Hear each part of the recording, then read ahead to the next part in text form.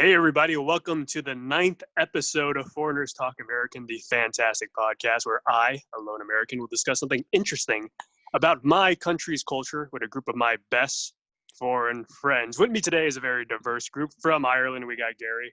Hi, how are things? From South Korea, we got Andrew. Hi there. And from New Zealand, we got Jonathan. Ora. And today is a very special episode because it's going to be the last episode that we record. And to celebrate our time together doing this really fun podcast during this very weird time in each of our countries, we're going to be doing this show while drinking. And if you can hear me slurring a little, it's because we're under the influence a bit. But we're going to do this show and we're not going to really have a plan for it. So it's going to be improvised. So the first question I want to ask you guys is, what do you guys love most about America, my country? What? No, I think the first question should be like, what are you drinking right now? Like introducing what we are having right now. Yeah, right. Andrew's taking over as host, just letting you know. These Koreans taking over all the time. Well, I got a sparkling LaCroix, which is a American new soft drink, and I'm mixing it with rum. So I'm making my own little kind of White Claw with rum. I'm going for a 12-year Redbreast single pot stilled Irish whiskey. Got to support your own. On the rock or like a shot? Oh, straight. You wouldn't. Why would you dilute whiskey? What? Because whiskey tastes bad. He's a professional, this guy. He's graduated from going to the rocks. You know, ice waters it down. Why would you put water into your thing that with tap water from your city with the thing that's aged 12 years? Dude, have you ever tried San Francisco tap water? It's like one of the best. Really? Is that a fact? It's much better than the San Diego tap water that we were drinking in college. I didn't even realize you could drink tap water until I moved to San Francisco. Did you not drink tap water the whole time we were in San Diego? No, I would use a Brita, you use the tap water, but I would filter it. Yeah, but the thing is, after filtering it, you still get the same taste, all right? You just get a piece of. Yeah, that's a good point. I don't know what I'm going here. Yeah, because I remember you filtered water. I remember being at your house and having you pouring the thing from the tumbler. But you're right though; it was some funky tasting water. You remember just couldn't get used to it, but just drank it anyways. It doesn't have to come from Northern California to get there anyway, or something like that. It comes from a different water source. It's like this lake or something that's better. I think it's called Hetch Hetchy. How's the tap water where you are in South America, Jonathan? Are you allowed to drink it? Yeah, we are. Well, fortunately, it depends on sort of where you live. Here, of course, I think we're okay and sort of neighborhood. But at the same time, though, there's a lot of minerals, a lot of white deposits. Yeah. I've found in the sink and and the bathtub, and so I don't know how to put white it. White deposits, like mineral, rocks? The residue. Well, not to that extent, but like powdery sort of, Lime white scale. residue. Yeah, probably. Andrew's, how's your tap? Andrew's rocking the soju with club soda. Could you guys hear it? Oh yeah, yeah. Beauty. I'm sure that's great for the audio. Yeah. So I'm having a Korean soju, a luxurious version, Hwayo. And how much does that go for, the luxurious soju? I don't know. Is it more than your rent for a month? No, I would say it's $50 something. $50. Yeah. Gary just told me that the Canadian taxes make him pay over $100 for his bottle of whiskey. Oh man, that's too much. It depends on the choice of whiskey, I suppose, as well. My need for Irish whiskey is probably not helpful for my economic situation. How much are you, this might be a personal question, but how much are you drinking every week? Like multiple times a week? Drinking in general, yes, multiple times a week. But drinking whiskey, Probably once every 2 weeks or so. I don't tend to drink the whiskey so much because Do you do Okay, it by man. yourself, or do you do it like It tends to be special occasion social. or something? Tends to be social. Okay. Occasionally, very stressful day, maybe I'll pour myself a whiskey, but I tend not to drink on my own. I don't enjoy it as much. It's not something. It's definitely a social lubricant is the reason I drink, not necessarily to just be drunk. That's the first time I've ever heard social lubricant put side by side. It's a great way to express that. Social lubricant. But at the same time, I was to say, like, don't worry. I think your mom wouldn't be listening to this, right? So we can Have any of your parents listened to this podcast? Mine might have. I think on the one where we talked about the millennial generation, I believe. Trying to get some more sympathy from your parents because trying to explain your generation. More the opposite, actually. But it's all right. Yeah. I mean, is it common? Because like, I mean, the stereotype is like their generation thinks we're stupid or we're lazy or whatever. Yeah. In America, but, pampered. yeah, everybody kind of. Which is true, partly. Yeah. I mean, we do have less struggles, which it is pretty obvious. Like with technology and like just the comforts of life that's like available. Like there's going to get to the point where nobody has to work. It's going to be like the movie WALL-E. You ever see WALL-E? Where there's like a bunch of fat people just riding like these like recliners. They have like TV screens in front of them and they don't have to work. You do see a lot of people on different moving devices, and you're like, do you really like people on motorized scooters or like motorized skateboards? I'm like, is this really exercise? Is this a really? It's not exercise. It's just a quick way to get around. Yeah, but they're it's cheaper than a car. They're on like I'm doing this loop around the park for like not luxury, leisure, like to do exercise. They're not. Is it like a social status? Maybe it is. Maybe it is. Show off your electric scooter.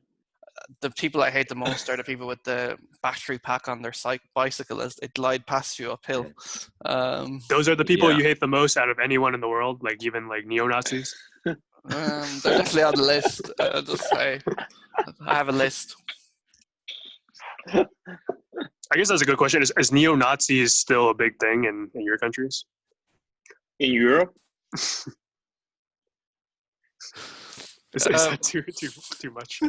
I don't know how to answer that. You can tell how in Ireland we have a growing right-wing element, but it's still the minority, and they have no seats in Parliament or in anywhere, and they are still seen as crazy people. But you see in other countries how that's how it always starts.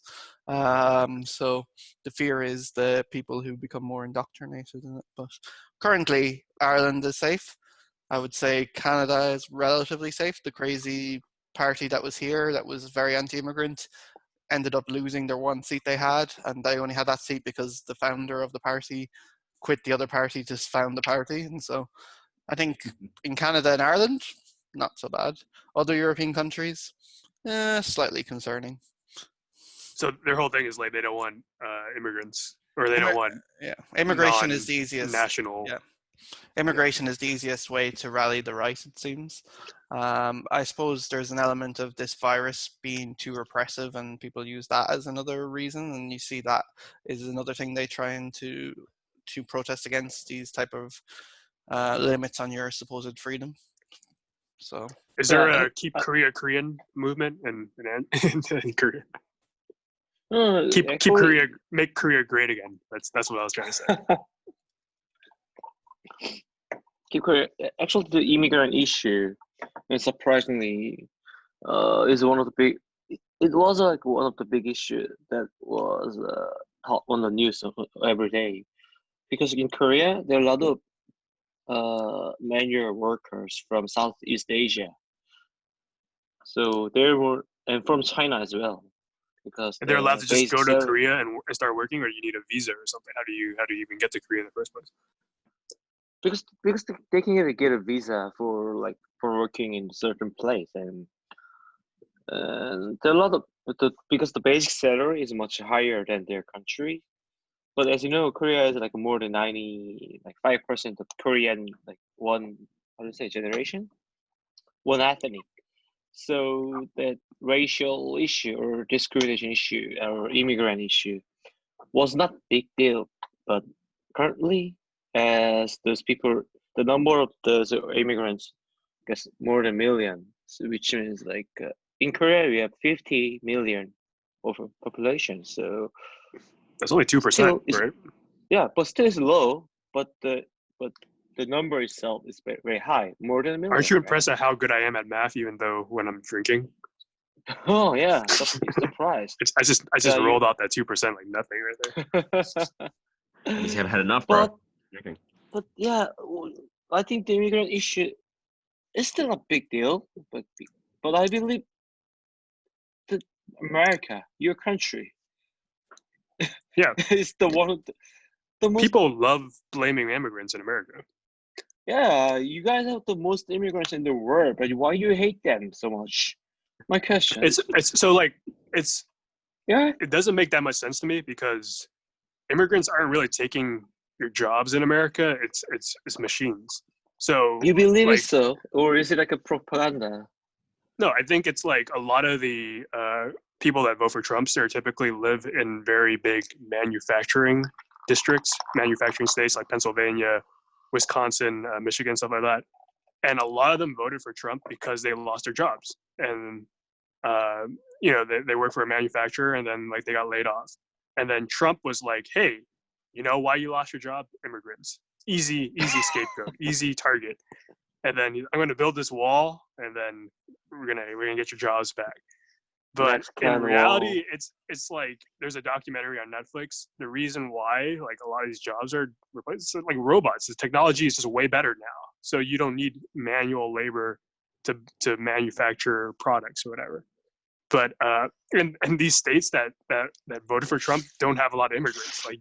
Like Mexico is not next to Pennsylvania. It's not next to Michigan. It's hard to go all the way over there and start working. Like most Mexicans live in southern states, California, Texas, etc. Exactly. Yeah. This is always true. But yeah, though. like It's the same. if you blame someone, you can get votes, and that works for every country, right? Yeah. Like Yeah. Even you blaming guys someone. recently banned the Chinese student working in America, right? And that is such like a stupid idea because like, would you rather the smartest Chinese people in the world work for China and then make technology for China, or would you rather them work for you? Like they can work for Google, they can work for IBM in America if they get their visa or whatever. But you're just rejecting them and like say, hey, go work for Huawei or work for whatever the Chinese government.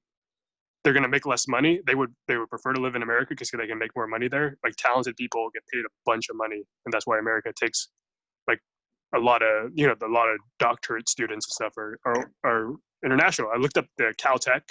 50% of grad students are international because they come to America. They want a better 50? life. They want a better education. Your wage is incredibly inflated, in particular Yeah. in tech industry. Honestly, immigrants are the most usually legal immigrants are very well off because it's literally the smartest people in the world come to America, get their education, get their visa, get their green card. And Trump likes to blame, the poor immigrants for taking away your jobs, but that's not True. that's not the typical immigrant story in America. And it probably in the long run is the immigrants designing these machines that steal the jobs. So maybe he's Yeah. right in the long run. That's all these smart immigrants that are stealing the jobs in the end. The Like my naturalized country literally immigrants, right? steals all the best people from your American by that time. country and then make and Trump wants to stop that with the Chinese, but I hope that doesn't. There's a bunch of Chinese people in the tech industry, and they're great. They're some of the smartest minds ever, and the smartest minds ever are going to come from across the world. It's not just going to be Americans. Yeah, and It's funny also when I you think talk they're about- baking some value. Yeah. Jonathan? No, I was just gonna say, like, we talk about these skilled migrants. Obviously we think about, the antithesis, which is, the unskilled one, right? But then I recently just watched this documentary where they talked about this, and it's funny. You actually created this ITIN or something, this tax number for illegal immigrants as well. So they obviously will pay their taxes, and it's all right. But at the same time, you know, no, we want them out. So you know, because I think I No, yeah, read that like, most and they of them actually don't do like still pay people their that taxes. And people that are struggling. I get why they're angry, and I get why they want to blame someone. And they're very, and if you're struggling, you act very irrationally, and you follow commercials, you follow Fox News, you follow whatever, and then it's very easy to manipulate you and get your vote. We talked about this in one of the episodes where like how politicians like feed on people's emotions rather than well, their logic. fear more so that they still want to fear, obviously. It's how Mhm. they get to blame the other, and it's obviously so much easier than blaming yourself. But anyway, sorry, Andrew, you were saying something? Oh my god, man, I forgot. Alcohol. I think Andrew's just trying to imply like how divided America is, and it is very. I think it's the most divided country in the world. It's probably But true. At the same Right? time, though, I think the country just full, you know, contradictions and paradoxes. Because like at the same time, you know, we always say that you guys were built, and you guys were built from immigrants, right? And so it seems that we're just hating on generation after generation of immigrants, and I don't quite see why. But at the same time, I'd like to go back to your first question though, just to give as much justice, because I get that you guys probably get shit on a lot, probably the most compared to anyone else, or maybe other than the people from the Middle East, or you know, Arabs. But Wait, are what the you people in the love about Middle East America? shit on as much in your Yeah. countries than as in America? That was an American thing where people just blame the Middle East. No. I just wanted to clarify that before you get into your question. Oh, in New Zealand, we are lucky to have, you know, this national psyche, I guess, you know, of being tolerant and being hospitable. But having said that, no, we have had obviously our difficulties with, you know, with migration. Definitely with the more contemporary Asian migration from the 80s and up till now. But I think you know, getting better, I would say, with the generations, with the years. No, your Having country said that, just you know, seems really happy, right? Like New Zealand, well, there's but not that then much problems. I don't we imagine you appreciate guys that, being but at the same stressed time, I that think much. we shouldn't be taking it for granted because you know what happened with the terrorist attacks, right, in 2019, I believe, just last year, right? Yeah, that was a That real was in New awakening to Zealand? see. Yeah, Christchurch, yeah, 50 odd people got shot down like that. You know, something that would normally happen in the States. But Wait, 50, no, wait. back home. Explain what happened. I'm not. So 50 people got shot in New Zealand? 50 plus people, yeah, got gunned down in a church in Christchurch. Oh wait, yo, I did hear about this. Sorry. Wait, how did they even my get bad, no, guns in New Zealand though? sorry, my bad. It was in a mosque. No, it wasn't in a church. It was in a mosque. And yeah, guns at the time, automatic rifles were still legal, and most of them actually are used for hunting. You know, to hunt pests down in the farming industry. And luckily, I guess right after that, you know, the lawmakers, well, under Justin Ardern's leadership, was quite fast. They were quite fast to, you know, to prohibit, you know, automatic guns.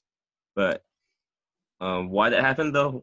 Well, I mean, that probably gives us a clue to, you know, to extremism. We're talking about, you know, the neo Nazis, right? And these pockets of people existing really anywhere. So even in New Zealand, I think there were these people. But at the same time, it's good to know that, hey, that guy was Australian, by the way.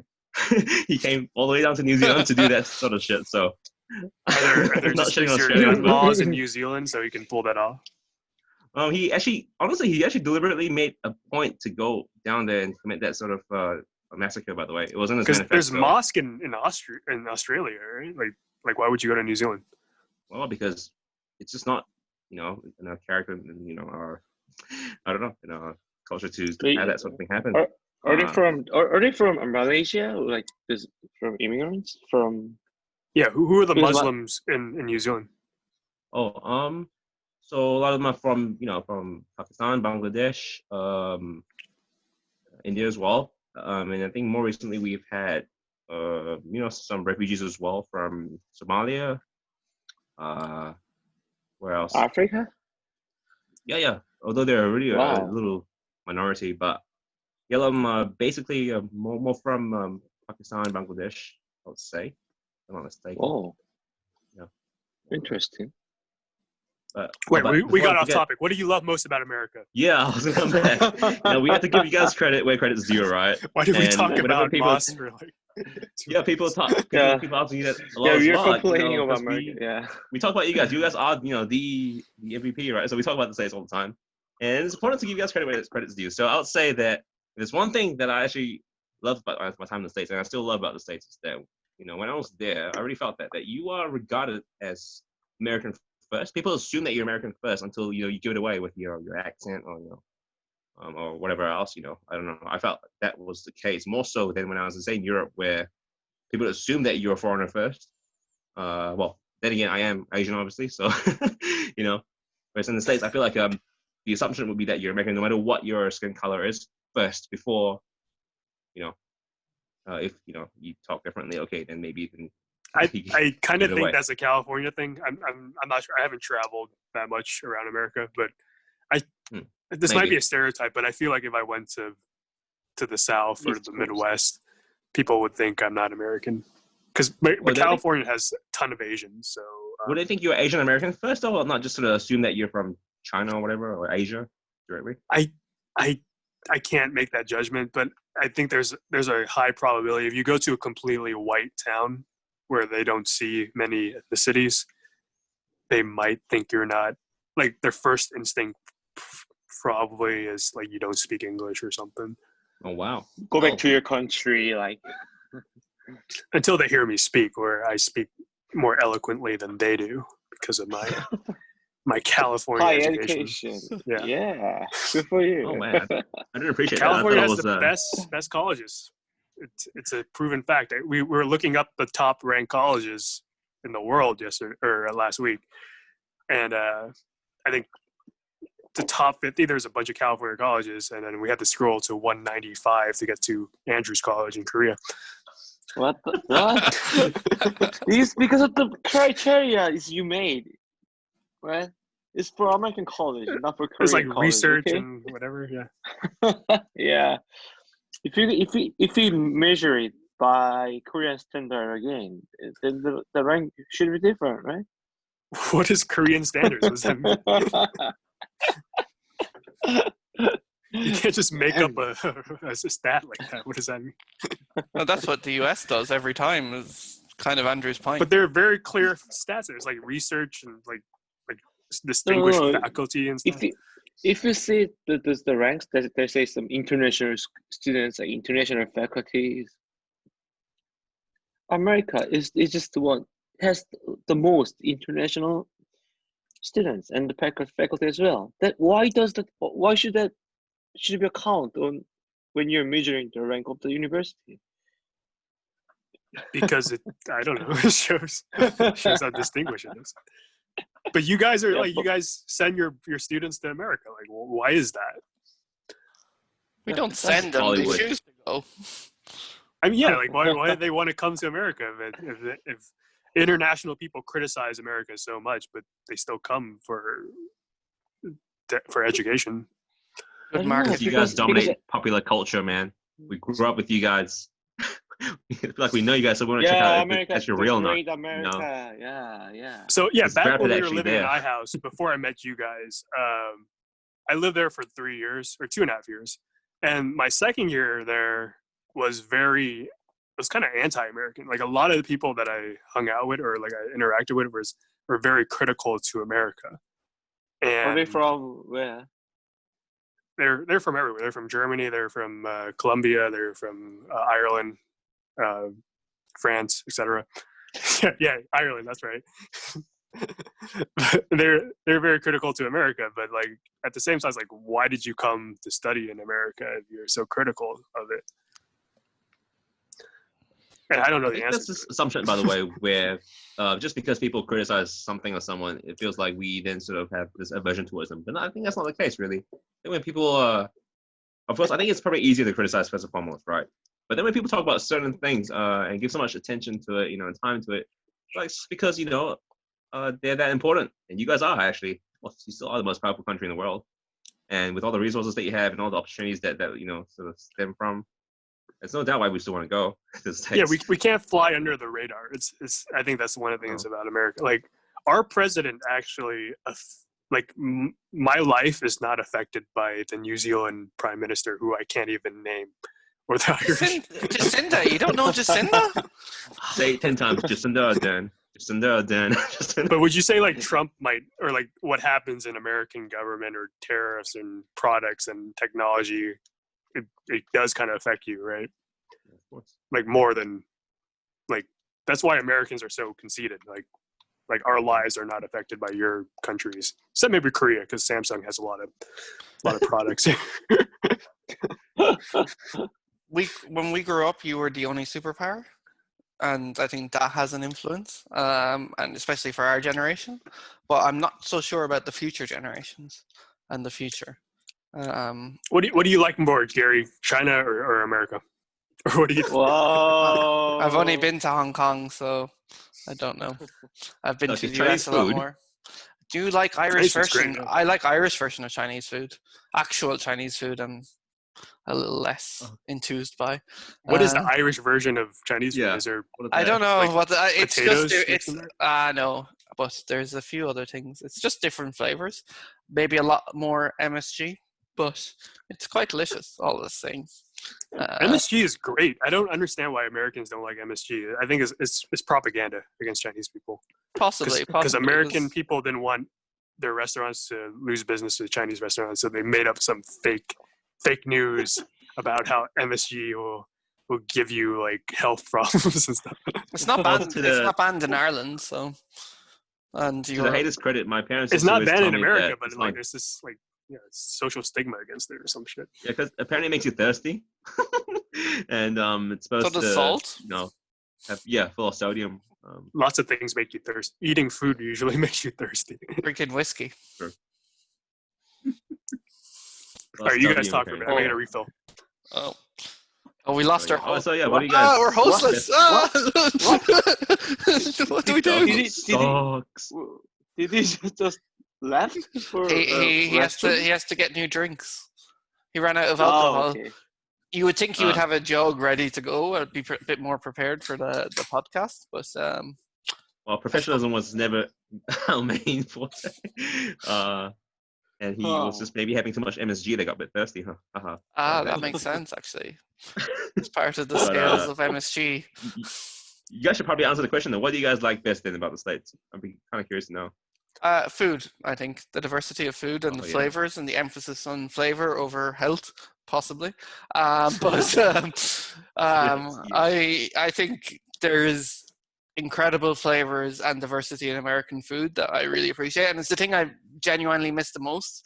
Well, actually, I enjoy... What did you like the most in like food wise? Like, did you like Mexican food or No, barbecue? I mean barbecue. Barbecue. In America? American Those style. barbecue? Korean barbecue or Southern barbecue, and Phil's barbecue was a great one. And then Oh, fish barbecue. and then In-N-Out was also a great thing. But then, to be more serious, I suppose the other thing that I do like the most about the US is probably the optimism of the people.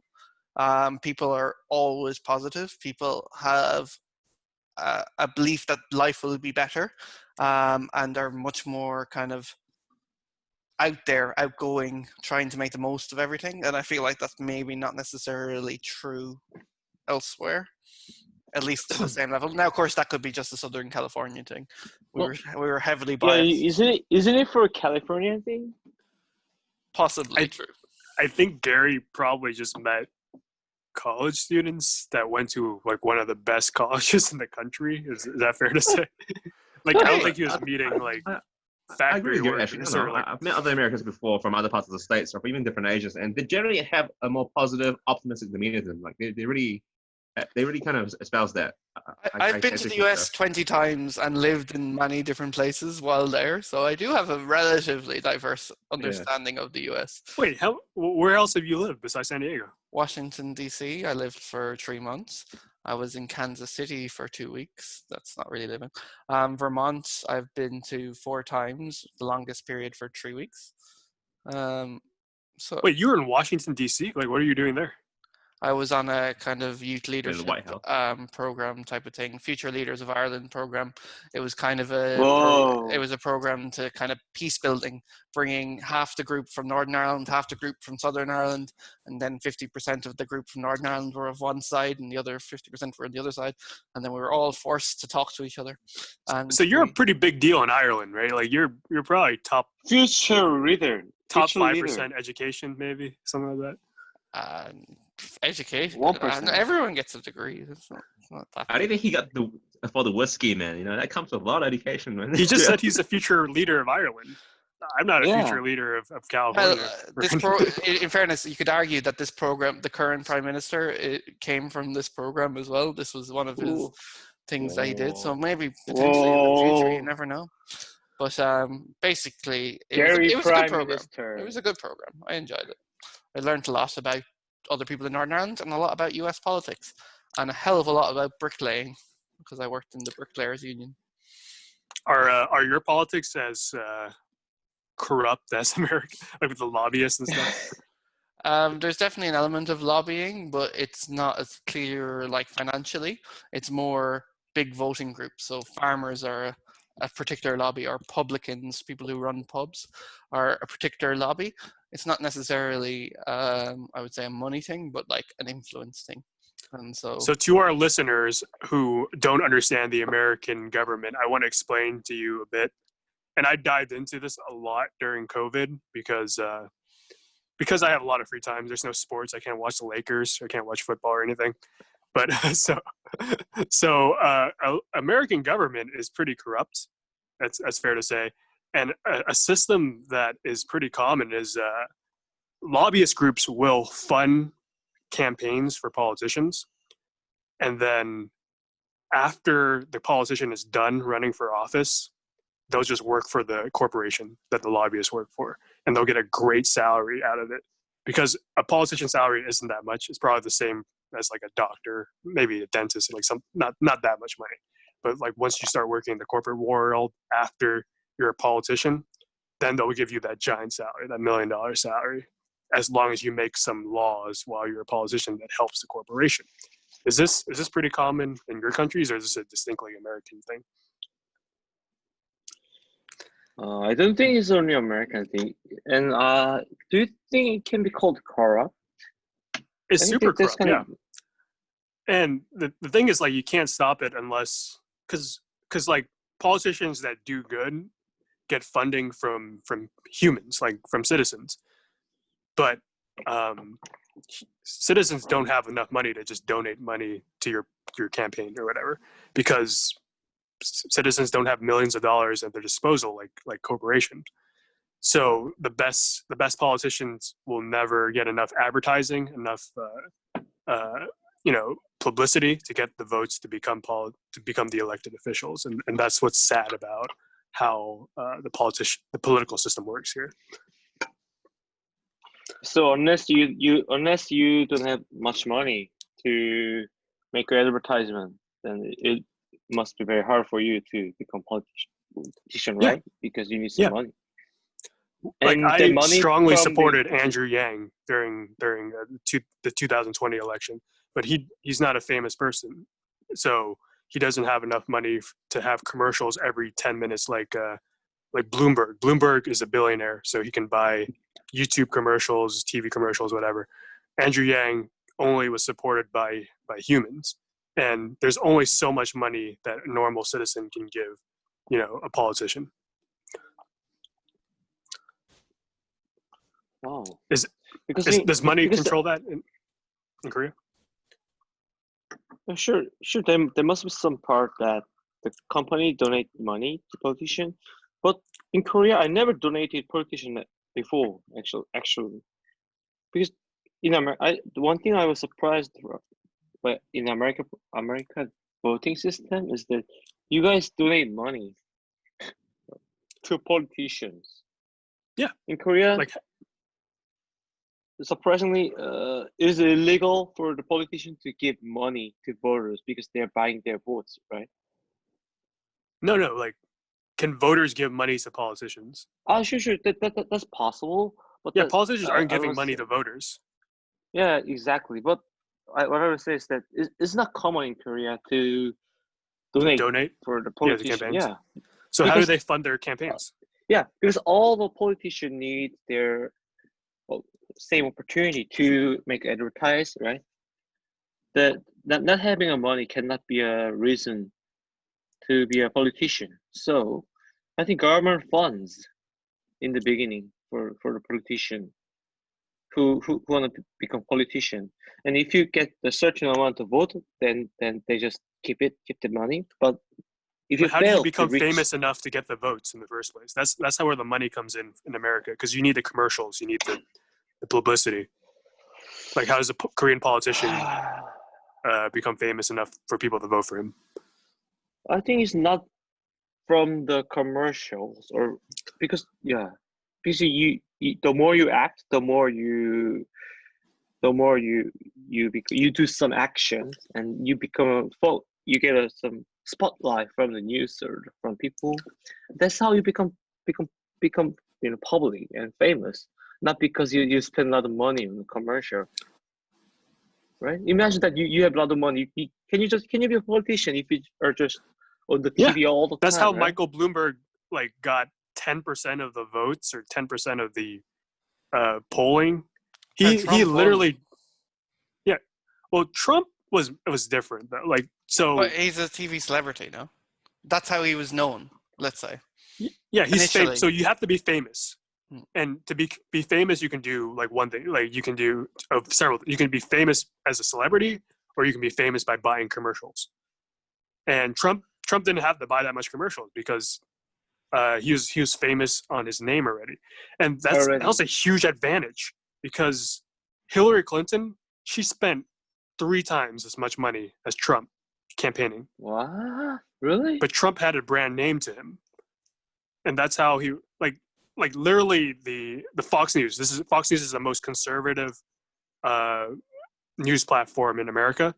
It's pretty controversial because they're very pro-Republican. They think Democrats are stupid.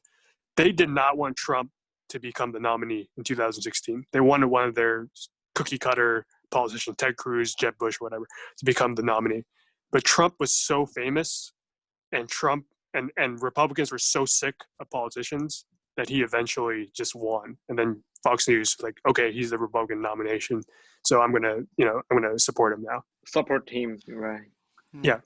So fame has so much power in politics in America, whether you get it from being a celebrity or whether you pay for it.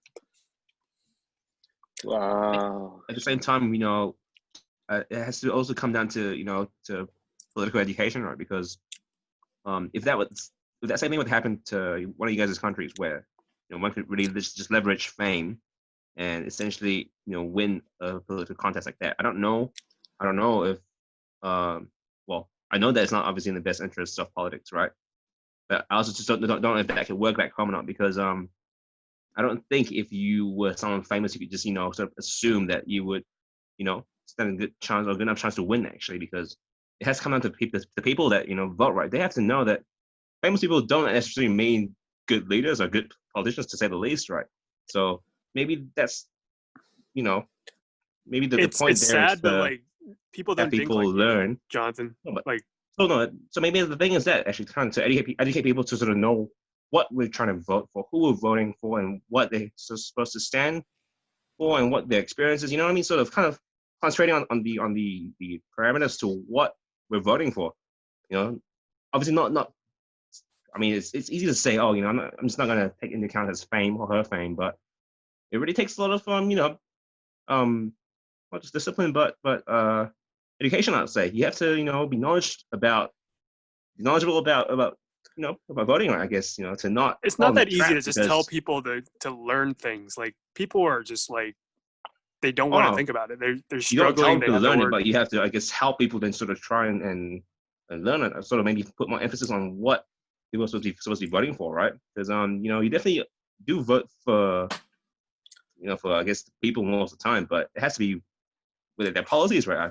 I would assume it has to be about their experience, right? It has to be about the essential things that we're supposed to be voting for, and not fame. And that's why if you talk about that happening in other countries, maybe not so much, because maybe it's just that the culture is not sort of built around that, where people are so easily swayed by fame and sort of go along with it, And also, are maybe you also, saying in New Zealand, people research like their votes? I think what I'm trying to say is that we don't really attribute too much importance to the celebrity culture and fame so much as to be swayed by that in our voting behavior, I'll say.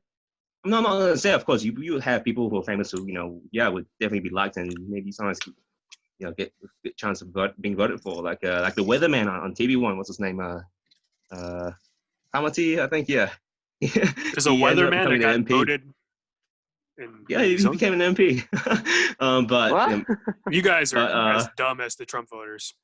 no, but at the same time, it wasn't just that. You see, like I think he managed to obviously. I think anyways do a good job. I don't know actually. I don't know too much about what he did in this time, but he wasn't some big level politician anyways. But having said that, like I said, I feel like in the States, it's just a lot more sort of I don't know, importance laid onto fame and so much as people who actually would, go for Reagan. No, I think it's just people don't want to research the vote, and then like it's very easy to persuade someone if they're not doing that much research. Like, I'm a businessman, I'm a brand name, I'm sick of politicians stealing your money. I'm going to change things, and it's like if you're not that educated, if you're struggling to get by, you're like, this dude is a breath of fresh air. This is unlike any stereotypical politician that I had to go through, and that's how and it's understandable. Like, people are struggling and they're desperate. They think irrationally because they're struggling, and then they're going to vote for Trump. And So you have to I say, hope look at symptoms, right? So there's that fame, and then there's also obviously maybe the incompetence of the current system, the incumbent system of answering people's needs, and that's what also I guess feeds into the whole idea of people wanting to look for an alternative, right?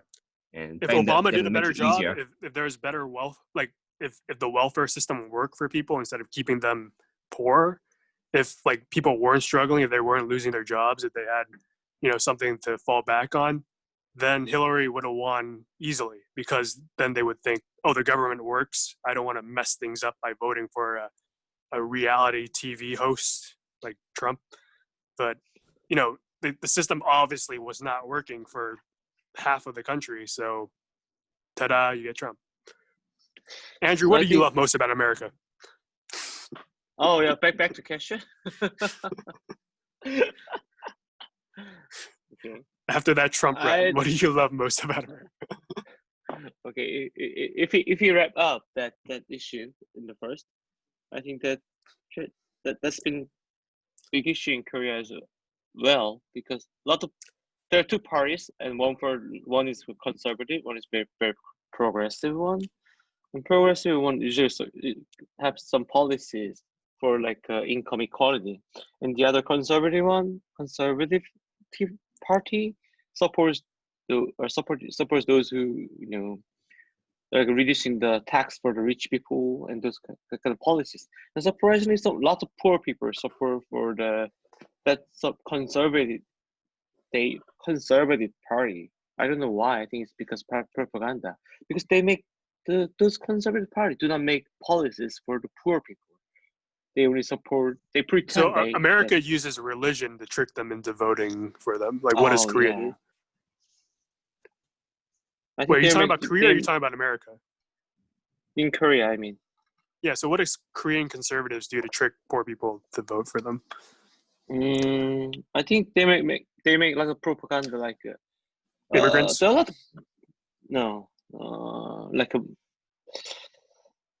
there are a lot of political issues that politics and about politics, and I don't want to get involved in there, like disputing all the time with the very small issues, like the one in the other party's son. His son was like really bad. His son, like his family has a big company. The other party blaming like that kind of personal issues. They come up with the personal issues, like the politician's personal backgrounds. Oh, when he was like high school, he used to like the kind of issues like which is not they get into their related personal lives. Which is not totally not related to the politics or like policies at all. So I cannot imagine in France, like the president divorced, right, and married with the older girl but older which lady. Is not, and also I heard there are a lot of gay politicians, or like in the other countries, which is totally not acceptable in Korea. That's the point that you can blame the other politicians. So if you're gay, you can't be a politician in Korea? It's almost impossible, because that's the easiest point, like a weak point that the other party can attack on you. So yeah, on that point, I actually also forgot the other thing that's related to what Andrew just said, and also what Gary was talking about, was that people also take for granted that in the States, although a lot of people would disagree with this, and it's maybe also not entirely true, but yeah, that you can actually be who you like to be. I don't know, that there's this space, I'll say, in theory anyway, and also I think a lot of times in practice that there's a spot really for all kinds of people in the States, I'll say, whether it be, freedom to be, sexually open to, I don't know, what am I trying to say, like different sort of sexual orientations or religious orientations. Isn't that you know what I common mean? though? Like in No, it's not. like you can't do that in New Zealand. You can't be trans or whatever in New Zealand. Oh, okay. Apart from us, no. You can definitely. And I'll say that people just maybe aren't as expressive about those things about themselves as much as you guys would be allowed to over there, I'd say. So you can obviously, but I think in the States this is sort of more public permission, I'd say, to be able to, find. Yeah, but I think for, that's pretty common for like half the countries. I think like most European countries, Australia, New Zealand. I think they're a bit more conservative there. Maybe a lot more You think conservative so? there in the States. I think what you're talking about is a monoculture versus having a diversity of different cultures that the US has. That there is a place for everyone in the US, no matter how conservative you are or how liberal you are. Whereas in our There's a place, countries, yeah. it tends to be, you tend to be on, there's a gap where your country fits, and like you're kind of out of place if you're an extreme conservative in New Zealand. There isn't a space for you in the same way that the US has a space for you. So this is also true of a lot of these. It's probably due to population size. It's probably due to national consciousness. Yeah. But the US has this ability of accommodating nearly every political viewpoint, every religion, and it kind of somehow works most of the time. Yeah. There's the full spectrum in America. Exactly, yeah. So it's basically like everyone on the spectrum. And I actually was, I remember when I was walking on, was it Haight Ashbury, was it, in San Francisco? Yeah, Haight District. Yeah, that's the one. And then it occurred to me there that, I don't know why of all places there, but people, I think, take that for granted a lot in the States. Although, yes, the freedoms are definitely not equal, definitely not. Look at what happened this past week, right? But at the same time, you can't really doubt that there is this sort of, that you look sort of permission to have that space, really, like what Gary was saying, for really anyone on any political spectrum, sexual orientations, background. Back to the question. Actually, that's the thing I liked in America. Because you have a place, and I like people in America. Yeah, because whatever your sex, your skin color is, like your education background, quite diversified, right?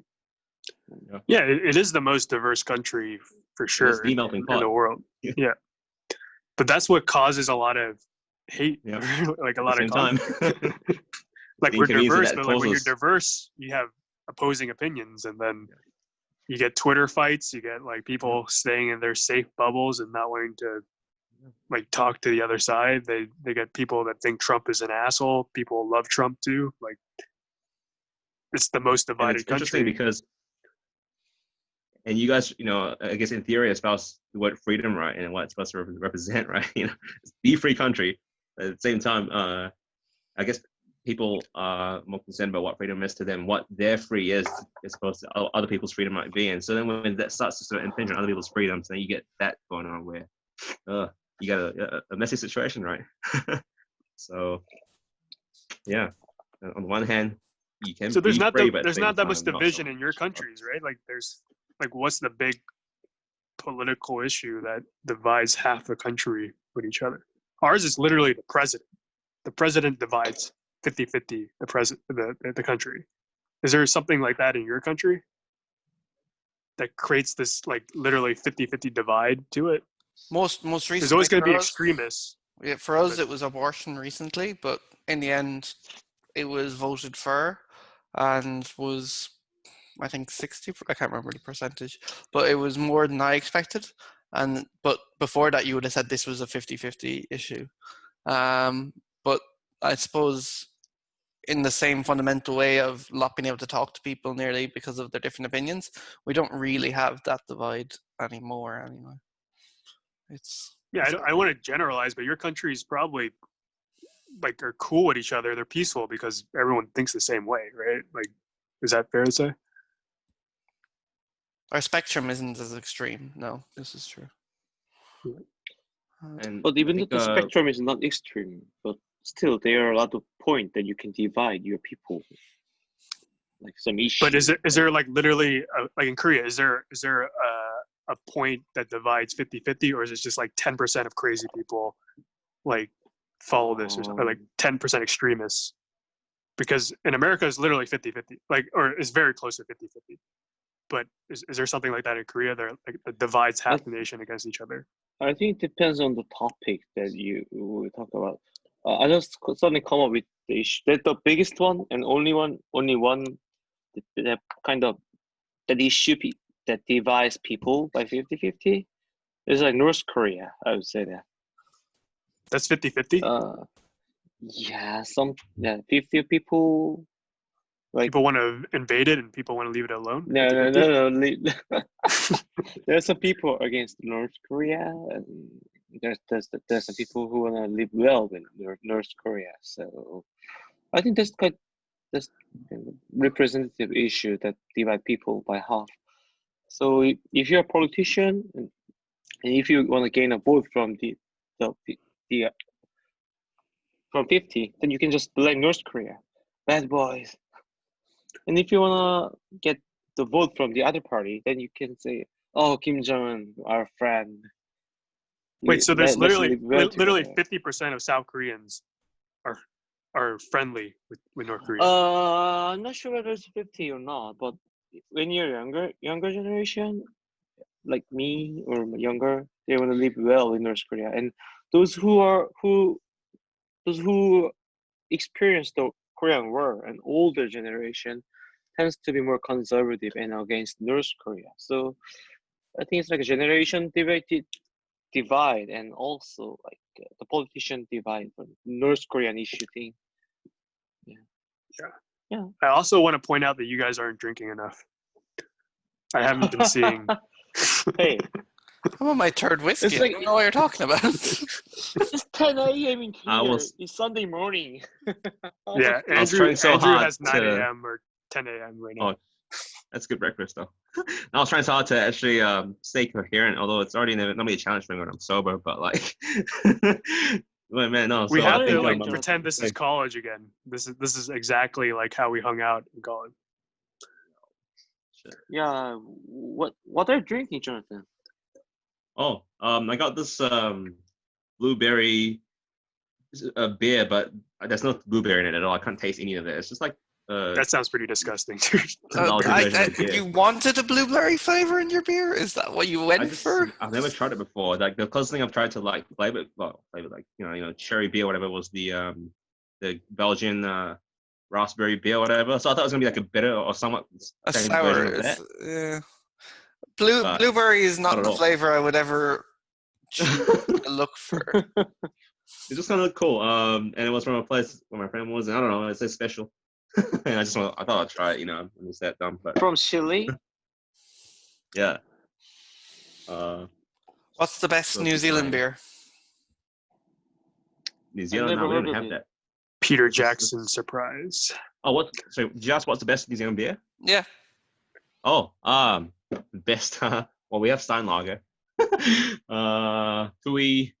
I'm just naming brands here. Amstel. Wait, is Amstel Kiwi? I'm pretty sure Amstel know. is Dutch, but okay. Yeah, sorry, we just have that. No, I'll say Steinlager and Tui is probably the famous one. But I think our wines are probably more famous. So I never heard of any New Zealand drink at all in my life. New Zealand Next time, wine bro. is actually like peasant wine in America. Like It's like- it's like Exactly. Yeah. it's like a joke. Like when Really? someone brings wine from New I Zealand. never knew that. What the hell? What? I don't. So I seriously, never what does that tasted mean? it, but like I thought we had a like reputation. people like they associate it with being cheap. Like you didn't buy the French wine, you bought the New Zealand one. It's kind of that new world versus old world. Yeah. I did not I know never that was tried a it. Maybe it's great, but I never tried it. It's supposed to be. I hear good things about it. I'm not a wine connoisseur, but like people say good things about it. But then again, because it depends on who you ask. If you have people who are used to French wine, well, yeah. I don't think I hold a can of them, but oh well, next time you guys come over, I'll bring you guys to all kinds of Some fresh New Zealand. vineyards. I need to, like, have you guys ever done like a wine tasting session? Like I've only had this experience once, and man, it was a confusing experience for my tongue because I did not know what I was tasting by the end of it. Like I don't know. I don't think we have the palates for wine taste. I think you have to be pretty. Well, so let's get into grab one. Where was that? Group one. Where's the place that we visited? The vineyard in San It's Francisco. it's called Napa Valley. Napa Valley. Yeah. Yeah. I also D-driver back Oh, then good. because you guys all went tasting and I couldn't. I wasn't of age, remember? So Oh, yeah, that's right. drove us. Oh, poor Is there Jonathan. wine tasting in I guess there is in New Zealand because there's a lot of farms, right? A lot of grape farms. Yeah. Vineyards are quite a common thing, and people go wine tasting. Although, again, personally, I don't. So the only time I did was at time, the one time, and I was on a Groupon. But no, it was still a good session though, because you can definitely appreciate how it's a whole science, man. People actually, like study winery and like professionals at it, and then get different tastes and all. And, Yeah, that's good. anyway. That's good. But what about in Ireland and Korea? You guys have vineyards, or is it the right? No, we're too high up. I think. Ireland. We're too It's high not the up. right climate. Yeah, we can't grow Well, grapes. in Ireland, there are a lot of whiskey factory and beer factory. Right? I remember visiting the Guinness factory in Dublin. Yep. So we have a lot of breweries and we have a lot of distilleries. Yes, because we can grow grain for sure, and pretty much 90% of our grain goes into beer and whiskey. So, who needs to eat? So is Ireland actually like Americans associated with people with drinking problems? But is that actually true? I don't do think people anymore. have rehabs and I don't think it's any more than anywhere else, but we have a different cultural association with alcohol, I suppose. It's part of every aspect of life, that in the sense that at a christening, we will be drinking, at a funeral, we will be drinking, at a wedding, we will be drinking. It's just always there in a celebration or in a social activity. So it's there more presently, but whether it's more of a problem, I don't think so. But it's more accepting and more common. And like I will go drinking heavily with my parents, and there would be that would be a normal thing to do. I feel like this is what we talked about in the first episode, actually. no, but like people don't abuse it, right? Like that's not. There's not a higher percentage of alcohol abuse than other countries.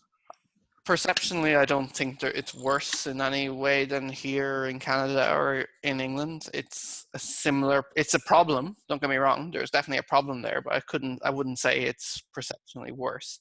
It's probably more acceptable to be very drunk in society, maybe. Like there's no stigma of getting completely drunk and wandering home. It just is something that happens to us. Whereas I think maybe over here in Canada and in the US, being that drunk is actually, there's something seen as wrong with getting very drunk, whereas we don't necessarily see it as a particularly wrong thing. Maybe if you're doing it very regularly, It's not wrong, but it's like it's more like people are dependent on it. Like people are literally alcoholics. They need it. Like, is that common in Ireland? Like people have a physical disorder and they need to drink every day. It definitely exists, but like people go to the pub every day. There's definitely people who go to the pub every day. It's their social outlet. It's the way they talk to people, is going to the pub every day. And like it's important for some people. This is how they live their day, is going to the pub and being social. Are they addicted? Possibly, but it's probably more for the social aspect than necessarily the alcoholic aspect.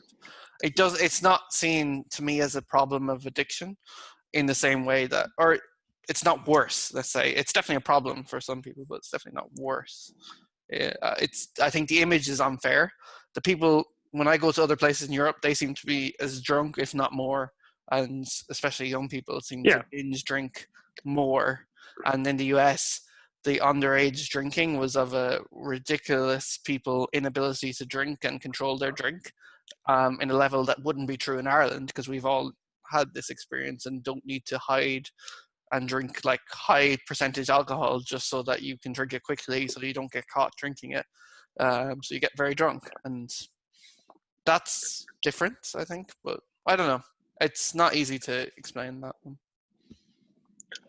Well, I believe that Korean culture is very similar with what just Gary said, because drinking a lot and get drunk is not a stigma or a shame at all, because it keeps happening a lot, right?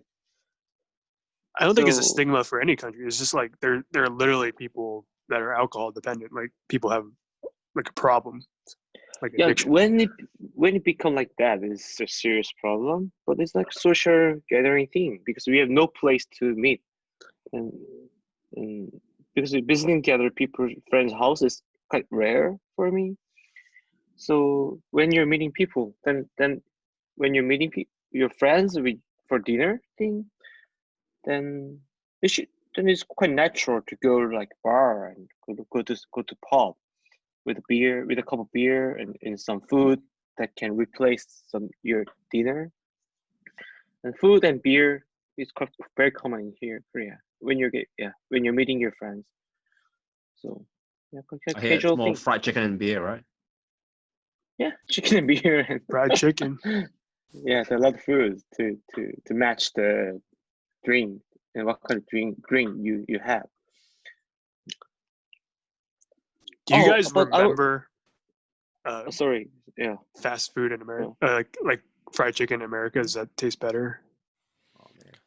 Well, KFC It's wasn't kind of like good. what we're known KFC for. wasn't right? good. Like KFC tastes better in Ireland than it does taste in US. But fried chicken in the South tastes nicer, like in a normal fried chicken place, than necessarily your branded fried chicken is probably not great, but your independent small shop Mm.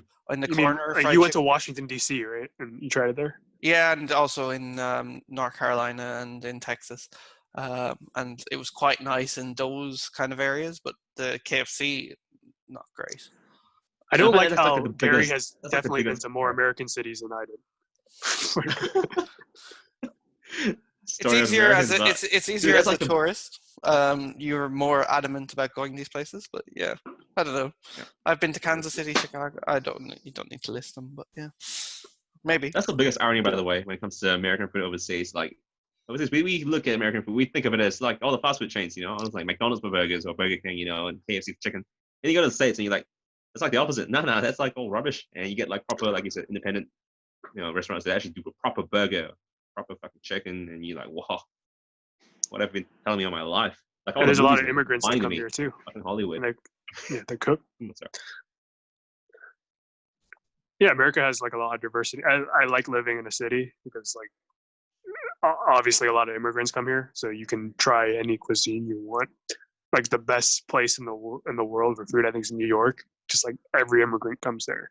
There's like a in Queens, they had a street where you can get like Colombian food. Like you walk down, you get Indian food. You walk down, you get Mexican food or Latino food. It's really good. Yeah. Like Nowhere at else the in the time world. trying Greek food or maybe not Greek food, but like proper Greek food, I guess, from Greek people, and then like Polish food of all fucking things was in New York. Polish? That was amazing. And guess what? They do dumplings as well. They just put potatoes in their dumplings. So hey, everyone's Asian at the end. Everybody has their version of carbs plus filling. That's Stuff, common everywhere. Yeah. Eastern Europe has a lot of dumplings. Like there's a Right. lot of Like dumplings. pierogies. Yeah. Yeah, pierogies. Every culture has their version of carbs wrapped or something inside of carbs. It's 'Cause called, it's- we do it's battered filling. fish.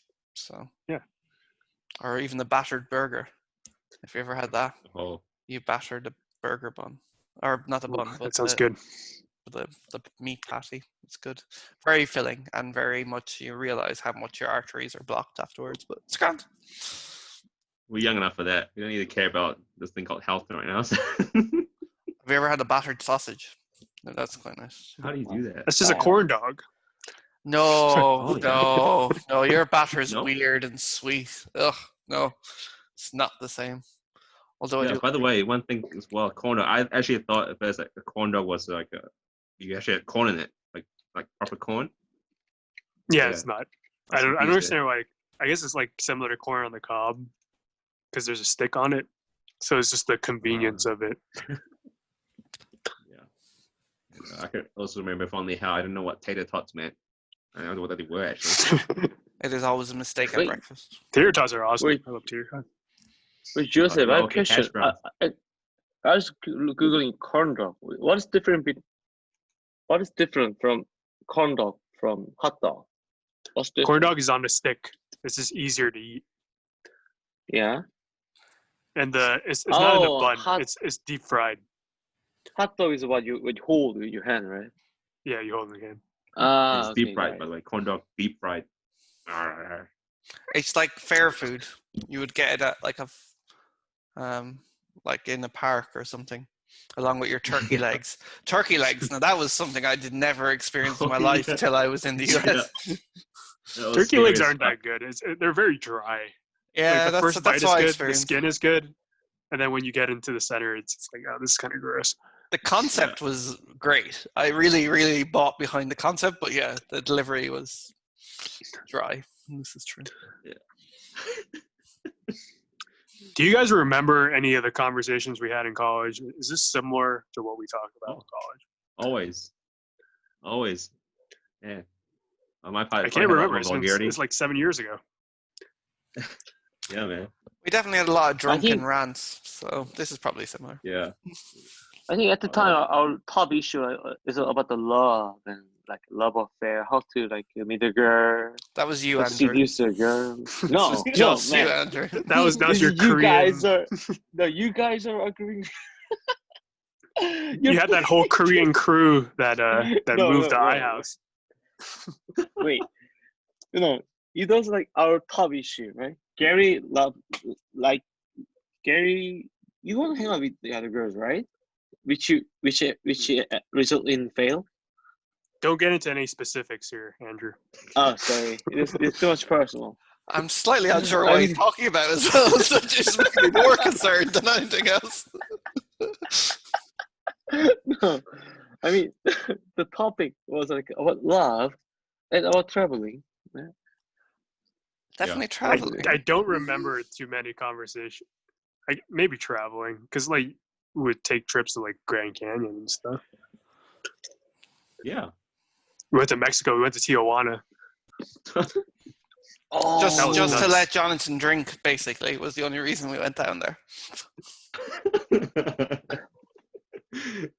Oh, Do you man. remember when we had to go through like we were like this weird van to cross the border? Yeah. Oh, that was. It took like 3 hours or whatever. Yeah. So we had this. Andrew, were you in Tijuana with us? Yeah.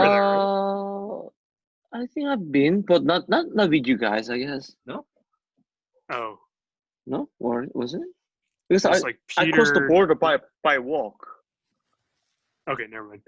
But yeah, we were stuck in a van that was driving us across the border. It took like 2 hours. We could have just walked. It would be easier. It's definitely It's easier because, to like, get into Mexico by walking. Getting back is Yeah. the challenge. And Peter was We had like our late for friend. his flight, and I was gonna drive him to the airport. So like as soon as we got to America, like we started running, and it looked super suspicious that we just started running to my car because he was gonna miss his flight if I didn't get him to the airport in time. I believe he went to but the good Tijuana thing- before a flight. He went to a different country before a flight. That's a risk. That's Crazy. wicked. We didn't expect the beautiful car thing- ride to get back in the country to take 3 hours or 2 hours or whatever. It's like the But the best thing busiest about that, border though, crossing in the world. It's famous for this. The best thing was that none of you guys were either black or Mexican. Like an Asian and a white guy, all good. They can run. It's all right. They've made it in that country anyways. They won't have anything dodgy with them. But yeah. It is the hardest border to cross getting into the US. They always ask you such aggressive questions.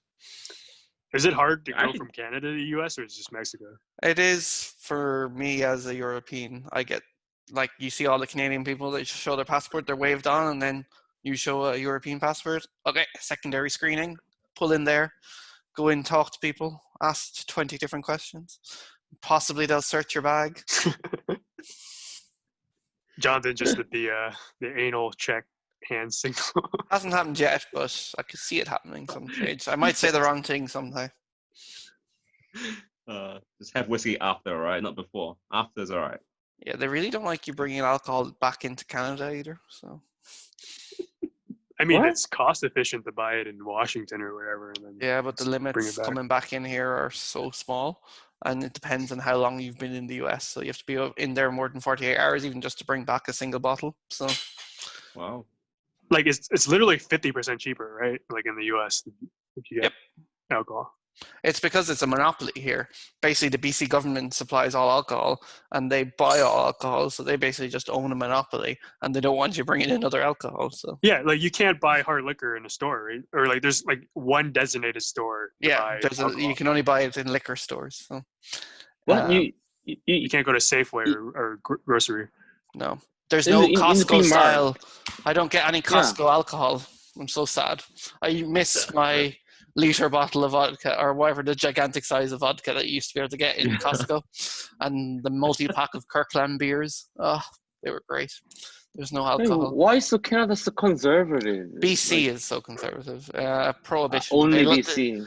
well, every province is different. So every province. They is don't different. want you Canadians spending your Canadian dollars in America. They want to keep the money in Canada. They just don't want me buying alcohol. Is all I can think.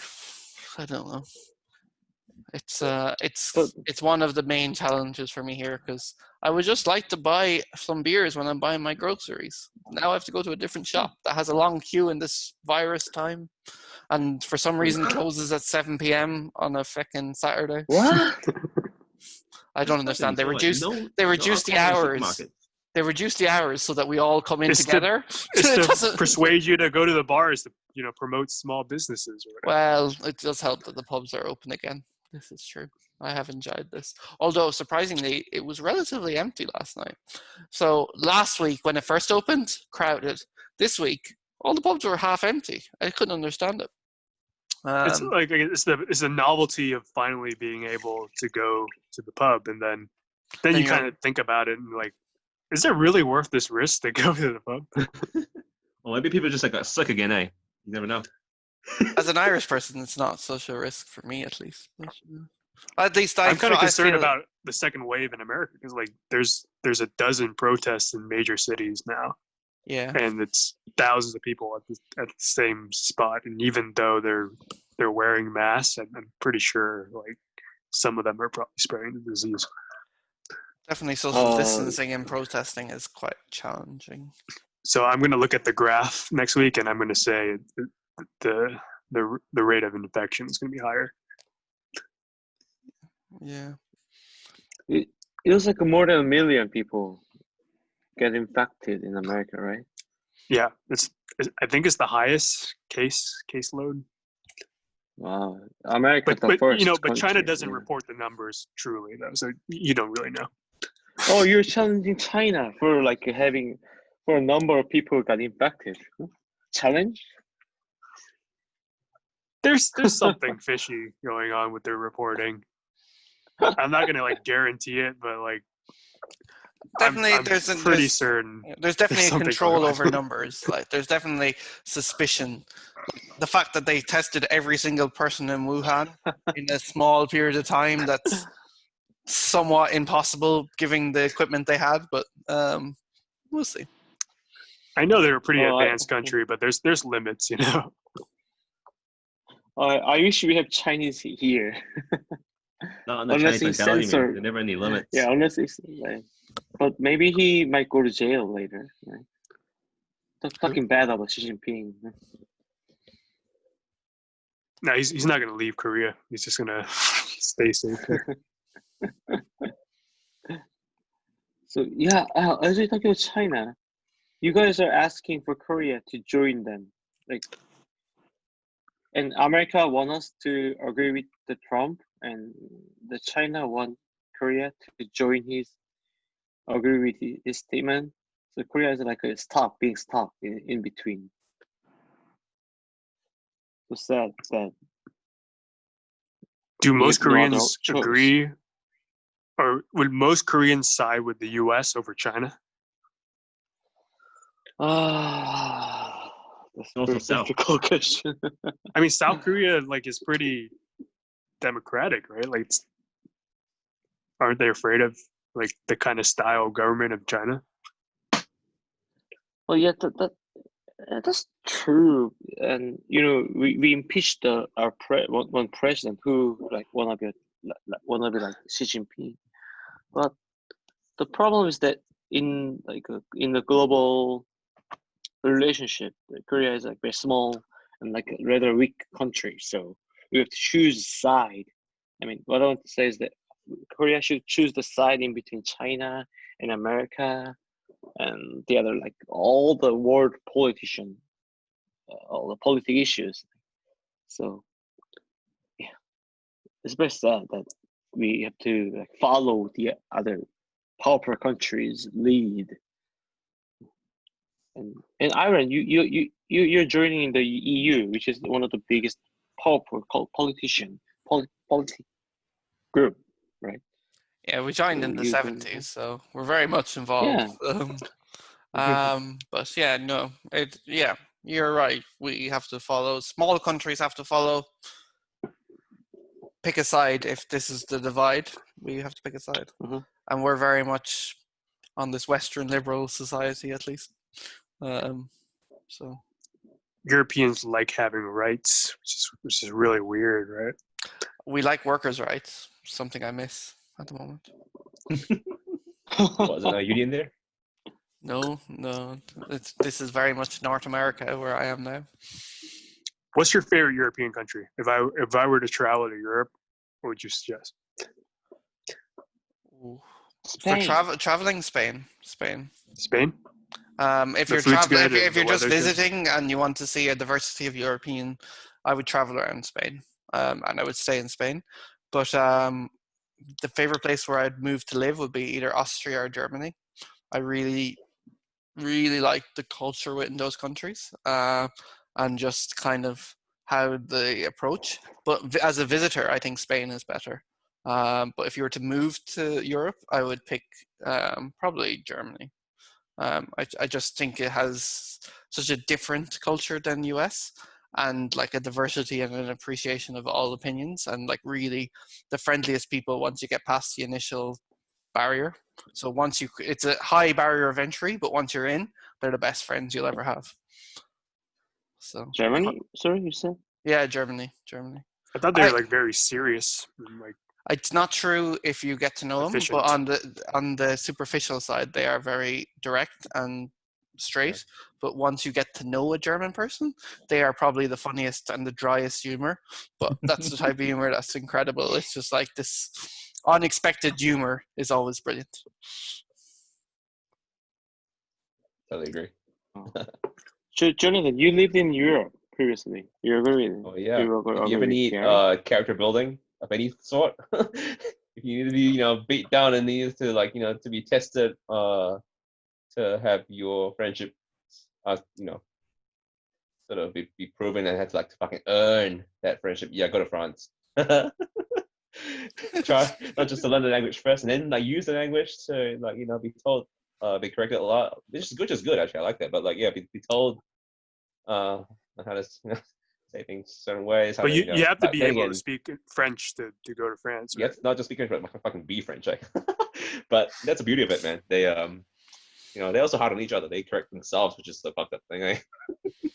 They're so sort of rigid with that. But at the same time, they already take a long time to actually generally warm up to. I think more so in the north and the south.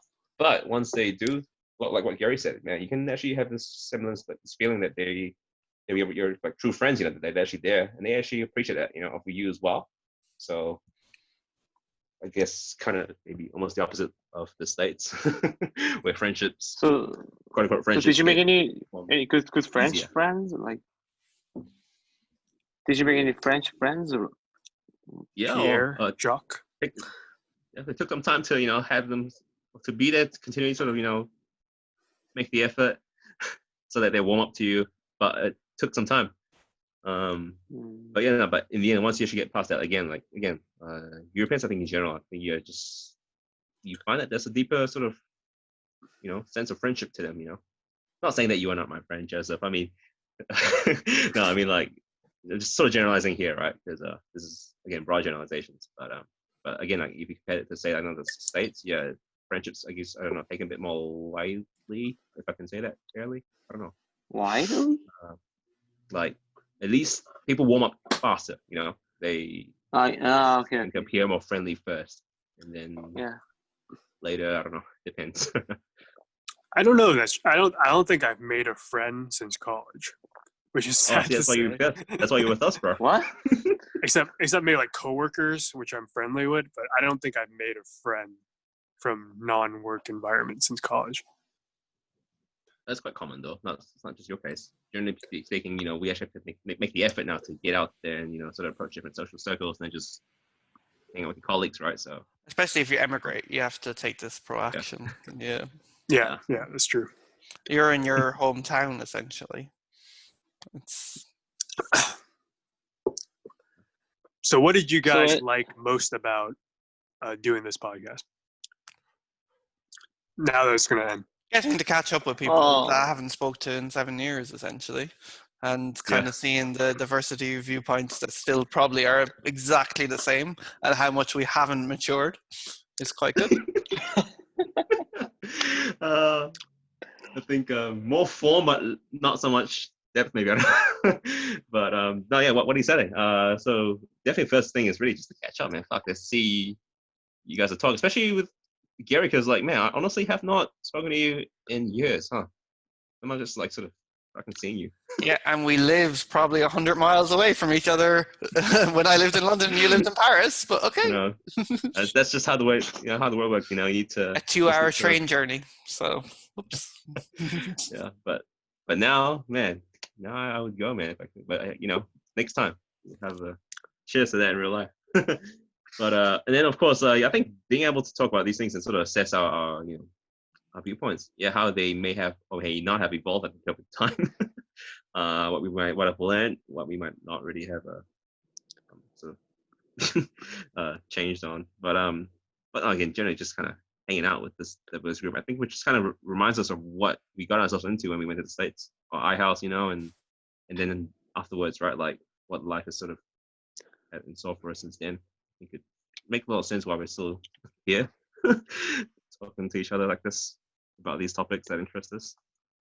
I think it's like great because it's similar to the conversations we had in college, but like I think we're way smarter now, so we can like justify like some of the things we're discussing. Gary does not think so. Yeah, and also Have you been listening to Jonathan? Except Jonathan, I edit the podcast, and Jonathan is definitely the most edited. How in every documentary, I'm not going to edit this one though. So this is how in not every going to be documentary, like, they're always the outtakes, right? And they're like, that's the golden part of the document. See, you're gonna know that next time. You're gonna be like, oh shit, why did I remove these things? But yeah, Andrew is actually very easy to edit because when he talks, he'll just pause, and then you can cut that pause very easily. Like a pause is way easier than a or Yeah, sorry, exactly. I will in look a on regular that. podcast, I would edit that out, but I'm not going to edit it out this time. No, but thanks for that. Honestly, I always forget how I don't even know how I flipped this fucking English teaching career, but like it's true that I am probably one of the worst orators, I like to imagine there's a load of people with your accent just traveling around the world in France. But good point. I'm sure that that Andrew, sorry. No, it's okay because lots of people, Korean people, will not understand your accents. I guess there's not enough English-speaking New Zealand TV shows. I'm not kind of though when I put myself in that teacher mode, but like I normally don't. Not much of this for friends, anyway, I guess, but yeah, I like to talk with you guys because all of you English native speakers, except me. And yeah, but talking with good friends, this is really rare to discuss with discuss like this deep topic with in serious topic with friends, right? I think also this is I think it is our first very productive conversation we've ever had since Yeah, we know usually each other. conversations have no meaning. Like there's like we're Yeah, not no talking about meaning and anything. just like nothing. But I'm very glad that we finally get old enough to have that kind of productive conversation with each other. What we So discussed so much philosophy back then, even no, or we just But there's no we talk structure about to it. Like you would talk about philosophy, then you talk about like beer like 2 minutes later or something. not true. and girl, right? Hey, that girl is pretty or not, right? And how to see this Korean girl? You asked me some questions. Yeah, that has not changed, by the way. That is a challenge for you, I right? still want to go and meet Chloe, man. Where is she? Fuck. Shout out if you're listening to the podcast. Yeah, probably not, but Maybe yeah. this is your gateway in. She's probably got like 3 kids by now. Oh, So I want to man. know what those friends, those people I get to know in the States are doing right now. Most of them I lost contact with them, but yeah, you know, I'm just happy Yeah. to at least keep contact with you guys. That's right. It's a very fun podcast. I think this is it was my idea. So I think it's a great idea because I haven't seen this before. Like I haven't seen a TV show or a podcast where you get international people and then you discuss a common topic. I think I'm a genius for coming up with this idea. And I'm Yeah, glad that's the that I thing. have a good group of international friends to do this with. That's what makes you American, bro. You know, getting all kinds of credit for yourself. Yeah, just like express that pride. Yes. America. Number one, bro. Yeah. That's yeah. I'm a creative genius, obviously, setting this together. Yeah, open your own radio show again. Like, Yeah. My next idea for a show is to get people of different age groups and then discuss oh, them. Like get a kid, get a teenager, get an old person. Yeah. and But I then don't know enough old people to do what kind this. of topic? You should go It's to just like like nursery. what each generation thinks about the other generation. Like the young generation is like, oh, we're addicted to technology. We're Snapchatting every day. We can't put our phones down. And the old people is like, put your phone down. Back in my day, we had to go to war or some stuff like Wow. Then you have to take your laptop to a senior care center because they don't know how to use it. that. Yeah, they don't know how to use it. Yeah. You'll be surprised, man. A lot more of them are kind of learning now. But yeah, Joseph. But you did mention, right? You're gonna do this this show, similar to what we're doing, but with people from the Midwest, right? You're gonna travel around the states and sort of meet people of different political. I Yeah. think Meetings. one of the biggest issues of my life, like I love learning about people that are different than me, but I don't know enough people that are different than me. Like I don't meet anyone from the Midwest or the South or anything, and it's very hard to start a relationship. Like, get out there and actually do that. I honestly, and I think you're still in this position where there's this guy on the Daily Show with Trevor Noah, the Asian correspondent, Ronnie Chang, who's actually Malaysian. So Right, Chang, yeah. shout out. But anyway, he did mention though that in his Netflix comedy special that Asians I think have this great position in the States where like they can be the referee because no one gives a shit about them because they normally just, either all right or just like just shut up, mind their own business, right? So I think people might be more open, to talk to you and to express their viewpoints, not have any sort of, biases or like, not be too careful what they're saying, right? I don't know. Yeah, I don't like how America is so divided. People judge each other so much without ever trying to understand the other side. Liberals think conservatives are like redneck hicks that love guns more than they love, humanity. And conservatives think like Democrats are so full of their agenda that they're completely out of touch with the normal America. But everyone has a reason for believing what they do, what they believe in. And it's just the idea of like understanding what gets to your opinions. Like, why do you believe this? There's a reason why. Not everyone's not evil. Not everyone is like trying to go against you. There's a reason why people believe in things. And I think that's the problem in America. People don't have sympathy for each other. They just think you're evil if you're on the other side. Wow. I wish you become politician. Yeah. I should run for San Francisco mayor. I would do a better job than the current mayor. The mayor doesn't know what she's doing. I was very impressed, Joseph, but by the last comment you just said. Oh, so touching. It's true. I think it's true everywhere, but in America, it's amplified by 1,000 times because there's so much different opinions. Like in New Zealand, there's probably like hate towards, I don't know, the Maoris, or like a demographic. Australians. We don't hate them. We just think that we're better at sport, pretty much. They're still our mates. They're our closest friends, but just yeah. But no, you're right. But at the same time, I think we are lucky that we have more of a sort of cohesive culture and cohesive way of at least, even debating and sort of discussing our differences, Whereas I think in the States, a lot comes to, I feel anyways, to expressing yourself first, saying your mind, speaking your mind, and it obviously comes at the expense of listening, right? So, but it's But isn't that what makes America? Isn't that what makes America America? It is. You're right. You're right about that. The fighting. Everybody just talk about everything and talk shit everything. Yeah. They just say. Yeah, we have the freedom to do that, which is nice. Like, you can express your opinion. Like, not every country can do that. Like, China obviously can't do that. Or you'll go to jail. Right, when the debate sort of gets interesting, and I think it's important. It's what ends, right? Do you use that freedom? And at what cost, and yeah.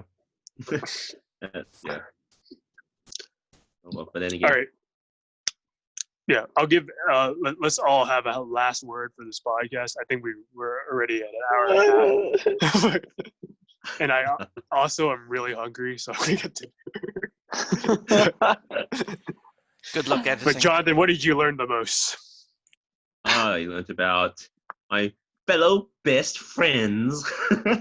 No, and we'll do this next year when there's COVID-20. Like, we'll do this again.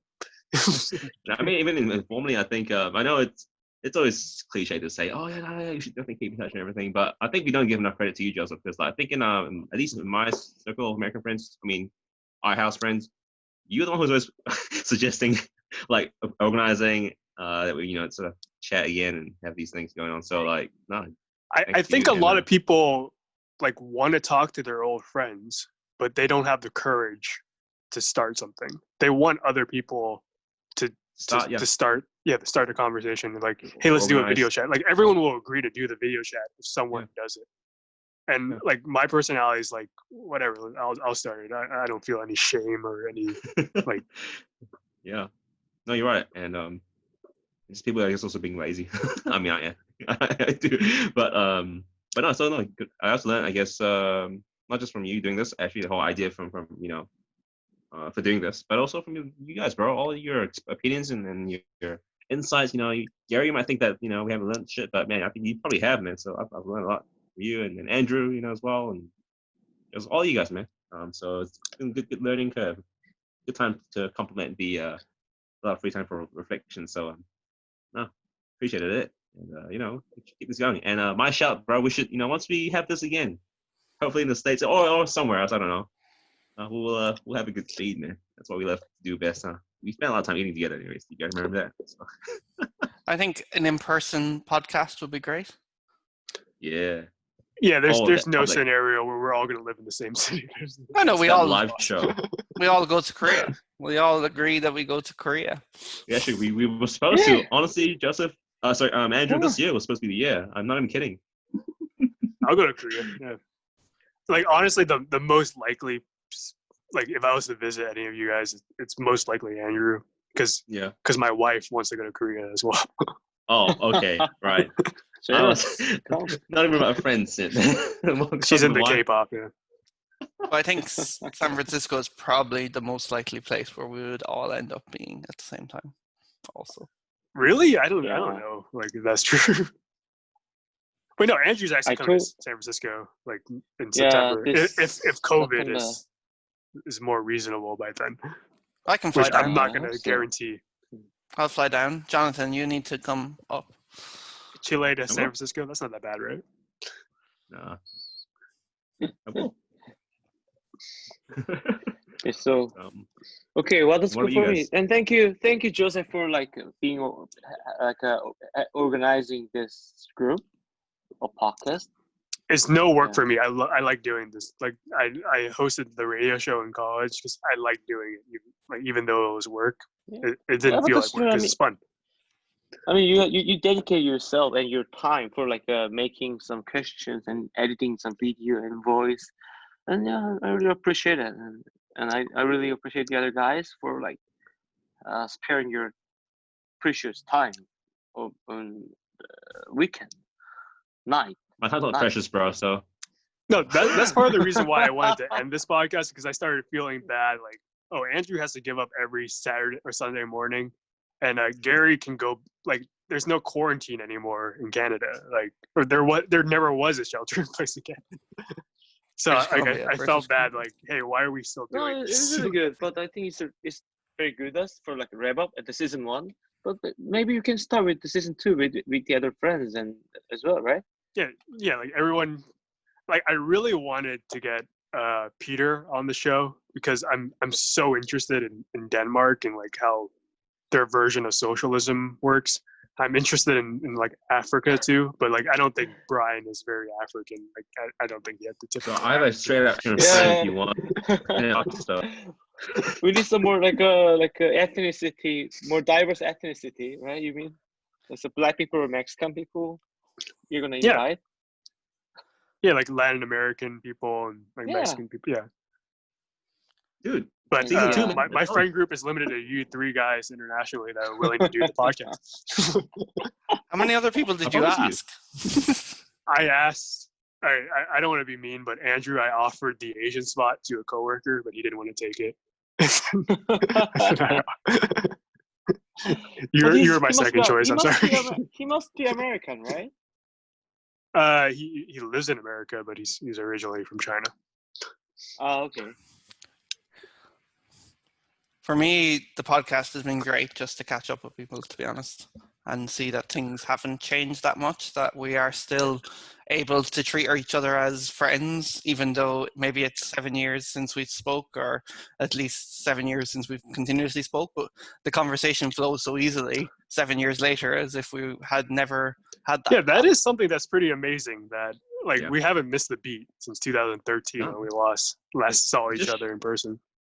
it just shows that we kept it real at the time, and we still do. That the friendship was real, bro. Like, I mean, to me, it was. And the thing is, I on that point, I realized that with the years, it's like we're getting old. But I realized that good friendships are hard to come by. Like, so good friends are definitely valuable. So yeah, that And it's such an unlikely scenario because like we have nothing in common. Like we're all from different countries, and like how did we become friends? Like we had nothing in common except like we're the same age, essentially. Yeah. Which shows that the world isn't that different to any of our listeners. So Joseph, I think to wrap up. Yeah, it's time to end the show. It's been great doing the show with 3 of my genuine best foreign friends. I know it sounds sarcastic when I do it in the intro, but this is true. And thank you guys for joining. I don't know how many listeners we have, but it's probably not that much. But I think, but they probably did learn a lot from your countries. Like it is important to learn about the world because the world isn't that big anymore. Like it's very connected.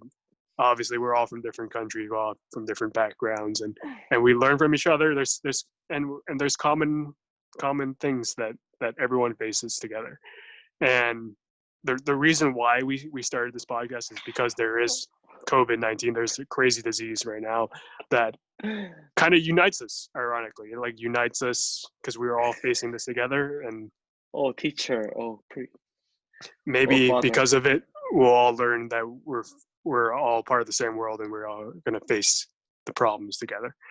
And on that note, for Gary, Jonathan, Andrew, and myself, whose name is Joseph, it's time to end the show.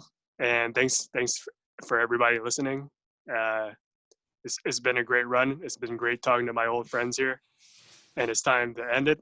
But hopefully we'll be back when COVID-20 comes out.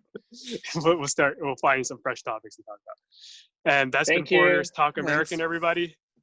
Bye. Yay! Thanks for